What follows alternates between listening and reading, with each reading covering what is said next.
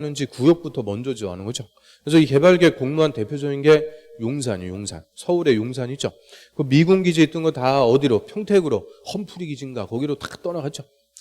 평택에다 그냥 미군 기지 전 세계에서 제일 좋게 건설해 놓고 그 용산에 있던 미군들 다 평택으로 떠나가 있어요. 그럼 용산 미군 기지 떠나고 남은 땅 거기에 어떻게 멋지게 창의적으로 개발할지 여러 사람으로부터 개발계획안을 공모한다 그래요.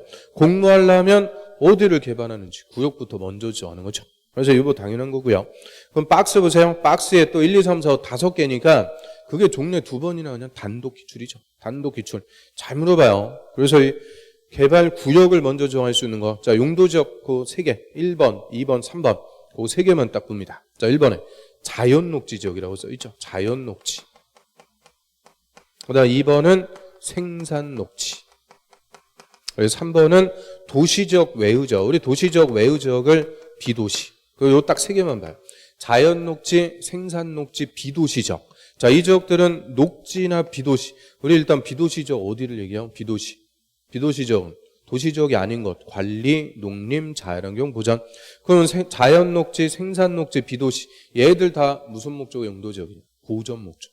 보전 목적의 용도지역이라고 그래요. 보전할 것. 보전할 곳이니까 행위자니 토지용에 대한 규제가, 토지용에 대한 규제가 세게 있어요? 약하게 있어요?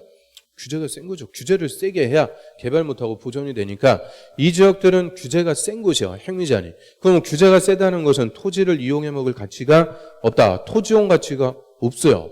그럼 이용 가치가 없으니까 땅값도 싸다. 그죠? 기껏해야 농사 지어 먹고 그런 거밖에 못 하는 거예요. 그래서 땅값이 싼 곳을 얘기하는 거예요. 땅값 싼 곳. 그래 땅값 싼 곳 이렇게 얘기하면 좀 그러니까 이런 데들을 묶어갖고 미성숙지라고 그래요. 미성숙지. 땅값 싼 곳을 조금 유식하게 미성숙지. 그럼 이런 미성숙지, 땅값 싼 곳에 원칙대로 개발계획도 뻥 터뜨려. 여기를 무슨 명품 신도시로 개발합니다.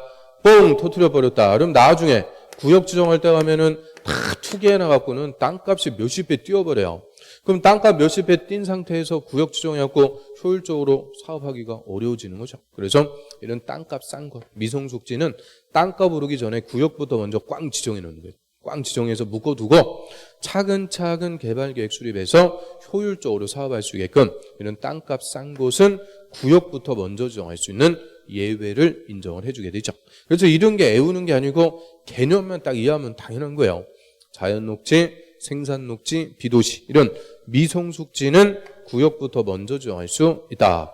이거 매년 나오죠. 우리 작년에도 자연녹지 지역은 개발구역을 지정한 후에 개발계획 수립할 수 있다. 그대로 다 기출.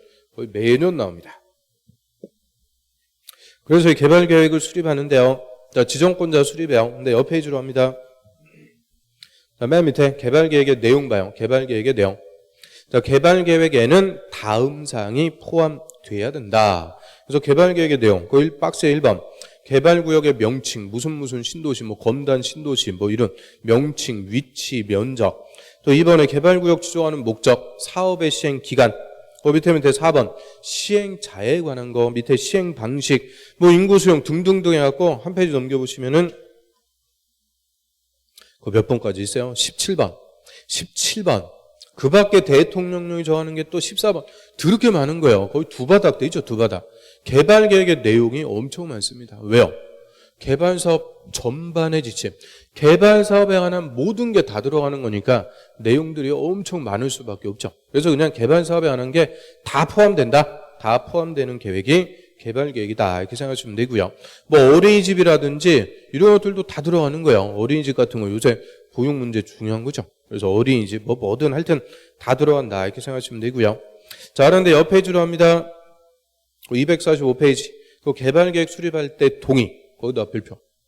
그럼 개발계획을 수립하는데 토지 소유자의 동의를 받아오래요. 동의받아갖고 사업한다. 이거 무슨 방식? 환지 방식. 수용 방식에서는 동의라는 게 있을 수가 없다고 그랬죠.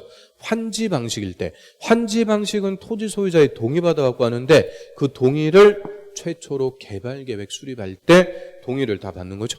그래서 원칙은 봅니다. 자, 지정권자는 환지 방식, 환지 또는 환지 방식의 개발 사업에 개발계획 수립하려면 그 환지 방식이 적용되는 지역의 토지 면적 3분의 2 이상, 면적 3분의 2 이상에 해당하는 토지 소유자 동그라미 그 지역의 토지 소유자 총수 2분의 2 이상, 총수 2분의 2 이상 뮤철 동의를 각각 받아야 된다. 그래서 이 개발계획 수립하는데 동의받으래요. 자, 일단 무슨 방식이라고요? 환지 방식일 때. 환지 방식이라면 동의부터 받아라. 근데 이 동의 요건. 자, 여기 우리 개발법에서 다 똑같아요. 면적 3분의 2, 총수 2분의 1. 이 동의 요건이 이하에서 2번 더 나옵니다. 그래서 개발법에서만 이 분수가 3번 나요. 3번. 3번씩 맨날 반복하다 보니까 이제 분수 이거 외우지 말라 그래도 그냥 다 외워요. 면적 3분의 2, 총수 2분의 1. 그래서 요새는 다른 거 갖고 자꾸 장난쳐갖고 물어봐요. 중간에 요거를 또는 해갖고 틀리게 2번이나 기출. 그래서 또는 그러면 안 돼요. 또는이라는 것은 면적 3분의 2 또는 총수 2분의 1. 둘 중에서 하나의 요건에 대해서 동의받아라 그 얘기죠. 근데 절대 또는이 아니라는 거고 and 각각의 요건에 대해서 동의를 다 받아야 돼요. 그래서 이하에서 우리 공법에 분수 동의 요건 나왔다. 절대 또는으로 가는 거 일체 없어요. 무조건 and 각각의 요건에 대해서 다 동의를 받아야 돼요. 그래서 면적 3분의 2 이상 토지 소유자의 동의. 예를 들어 갖고 개발 사업하는데 토지 면적이 3만 제곱미터입니다. 그럼 3만 제곱미터 하면 그중에서 2만 제곱미터 이상 토지 소유자의 동의 받아오라는 거예요. 면적 3분의 2 이상 토지 소유자의 동의. 그리고 토지 소유자 총수 2분의 2 이상 동의. 토지 소유자가 총 100명이요. 그럼 그중에서 50명 이상의 동의 받아와라. 이 각각의 요건에 대해서 다 동의를 받아야 돼요. 면적 3분의 2, 총수 2분의 1. 각각의 동의를 받아갖고 개발계획 수립합니다. 무슨 방식일 때? 환지 방식일 때. 이거 살짝 이 수용 방식도 바꿔놓으면 맨 분수만 보다가 이거 못 봐요. 그래서 수용 방식이 아니고 환지 방식으로 할 때는 이런 개발계획 수립하기 위해서 동의부터 받습니다.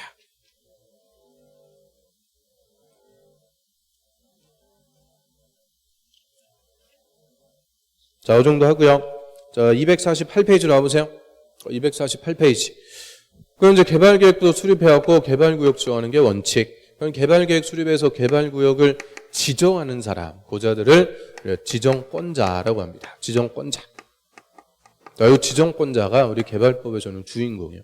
개발계획 수립 지정권자 한다고 그랬죠? 지정권자로 시작해서 지정권자로 끝나는 게 개발법. 그래서 이 개발법에서는 제일 중요한 사람이 지정권자다 이렇게 얘기하고요.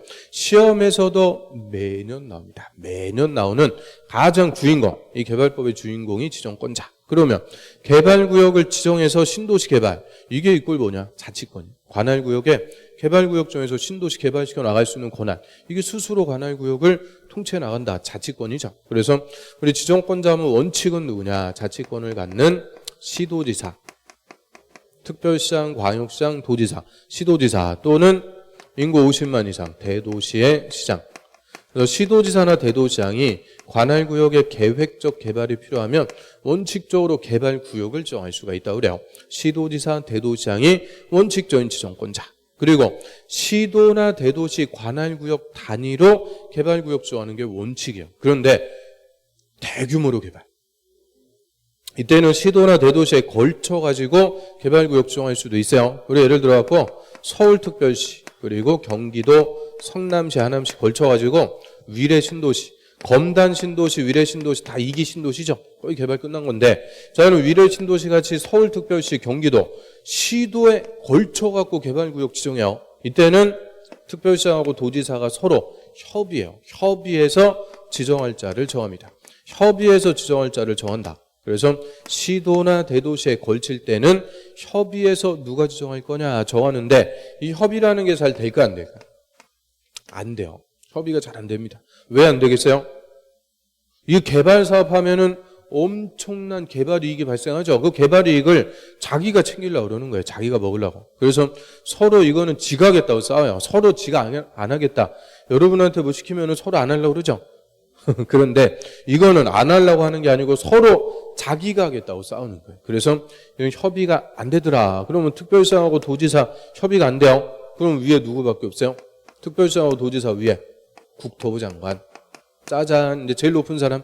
저 국토부 장관이 나타나갖고 저 국토부 장관이 누가 지정하세요? 지정할 자를 정해줄까? 직접 개발구역 지정할까? 한번 찍어보면 협의가 안 되면, 시도지사 간의 협의가 안 되면 국토부 장관이 직접 지정한다, 지정할 자를 정해준다.